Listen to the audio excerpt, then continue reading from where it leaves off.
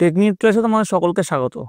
আজকের আমার আলোচ্য বিষয় 2025 সালের নবম শ্রেণীর প্রথম পর্যায়ক্রমিক মূল্যায়নের বাংলার চতুর্থ সেটের প্রশ্ন এবং তার উত্তর। তোমাদের এই পরীক্ষায় পূর্ণমান থাকবে 40, সময় পাবে তোমরা 1 ঘন্টা 15 মিনিট। তোমাদের এই পরীক্ষাটি আগামী 1 এপ্রিল থেকে 12 এপ্রিলের মধ্যে অনুষ্ঠিত হবে। তোমাদের এর আগে বাংলা 3 নম্বর সেটের প্রশ্ন উত্তর করিয়েছি। এটা তোমাদের 4 নম্বর সেট হতে চলেছে। তোমরা এর আগে যারা আগের সেটগুলো দেখোনি তাদের জন্য লিঙ্ক ডেসক্রিপশন বক্সে আছে, তোমরা সেখানে দেখে নিতে পারো।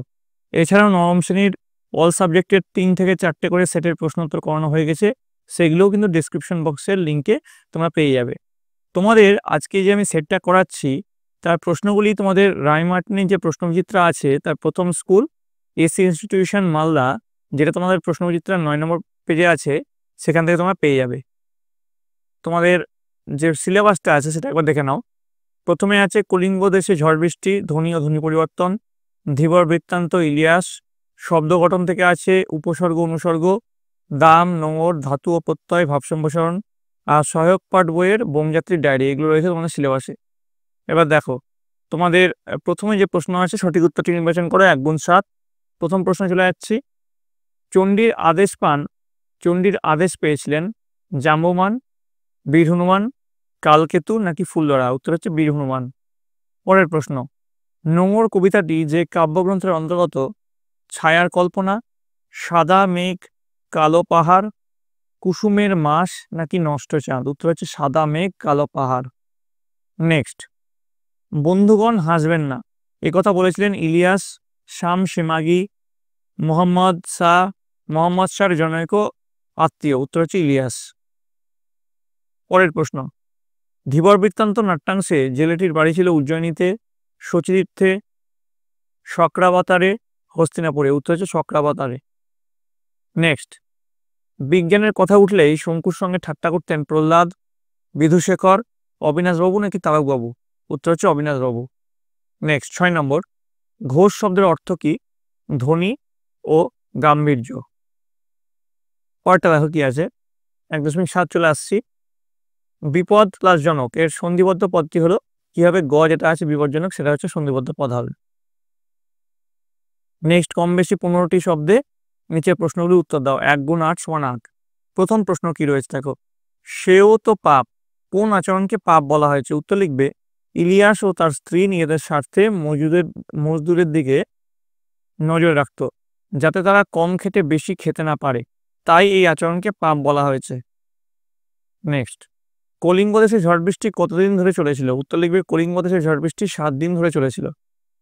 পরের প্রশ্ন, নোঙর কবিতায় কবি কিভাবে দিকের নিশানা করেছেন? উত্তর লিখবে, নোঙর কবিতায় কবি তারার দিককে, বিশেষত শুকতারা, সপ্তর্ষিমণ্ডল ইত্যাদির অবস্থান রেখে অকুল জলরাশির দিক নির্দেশ করেছেন।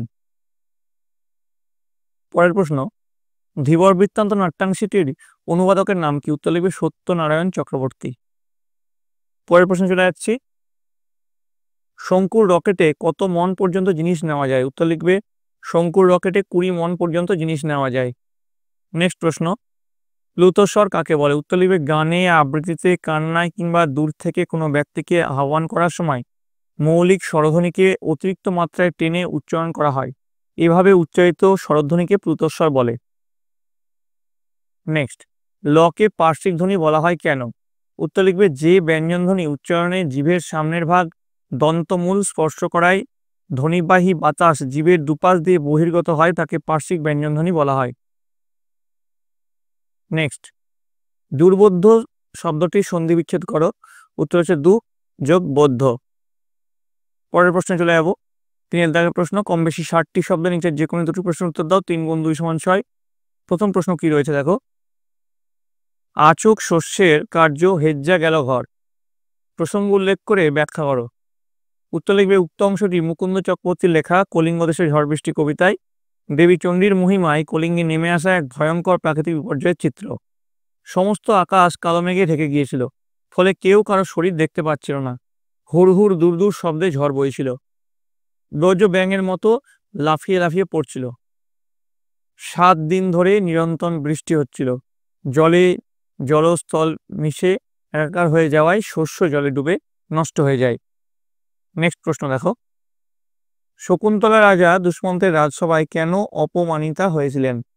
উত্তর লিখবে, দুর্বাসা মুনির অভিশাপে অভিশপ্ত শকুন্তলার স্বামী স্বীকৃতি পাওয়ার একমাত্র অবলম্বন ছিল রাজার দেওয়া আংটি।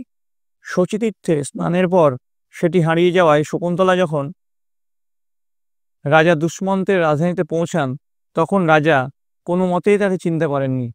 দুর্বাসার অভিশাপ অনুযায়ী কোনো নিদর্শন না দেখাতে পারলে রাজা তাকে ভুলে যাবেন। তাই কোনো রাজ নিদর্শন দেখাতে না পারায় শকুন্তলা রাজসভায় অপমানিত হন। নেক্সট দেখো 3.3 শুনে অতিথিরা ভাবতে বসলো। কোন কথা শুনে অতিথিরা ভাবতে হয়েছিল? উত্তর লিখবে, লিও তলস্তয়ের লেখা ইলিয়াস গল্পের শেষে ইলিয়াসের আপাত অবিশ্বাস্য জীবন কাহিনী শুনে অতিথিরা বিস্মিত হয়ে পড়ে। ইলিয়াস তাদের এই কাহিনীকে উপহাস না করে বিশ্বাস করতে অনুরোধ করে।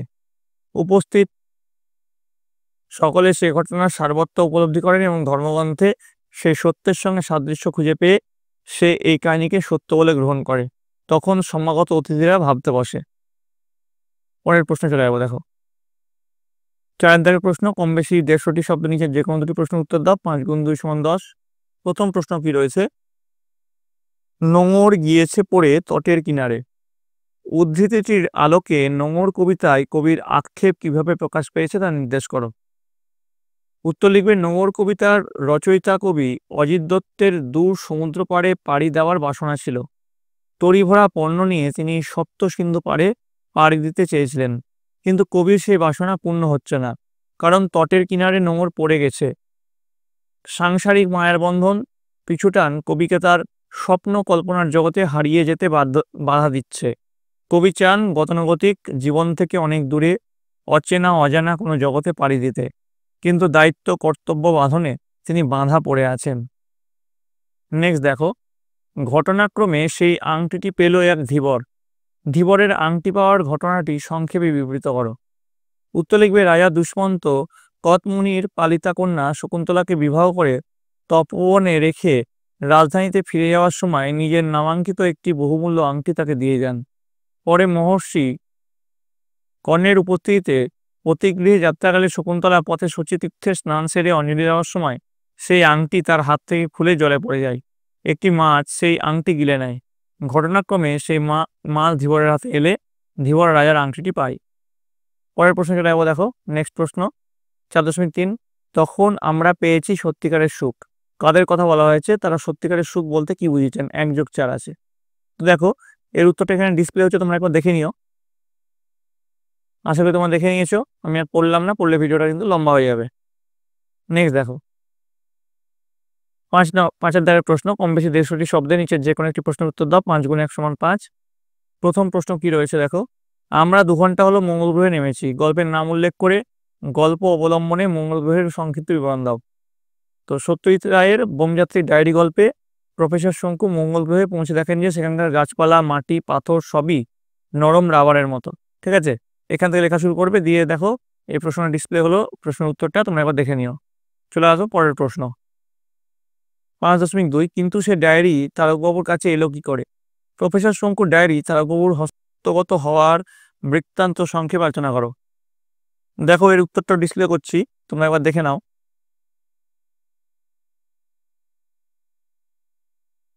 আশা করি তোমরা উত্তরটা দেখছো।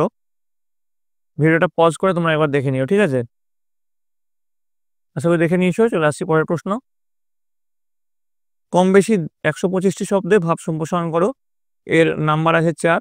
স্বার্থমগ্ন যেজন বিমুখ বৃহৎ জগৎ হতে সে কখনো শেখেনি বাঁচিতে। তো দেখো এই ভাব সম্প্রসারণটা ডিসপ্লে হচ্ছে, তোমরা দেখে নাও। আমি একটু ভিডিওটা ফাস্ট ফরওয়ার্ড করছি, এই উত্তরটা লিখলেই হবে।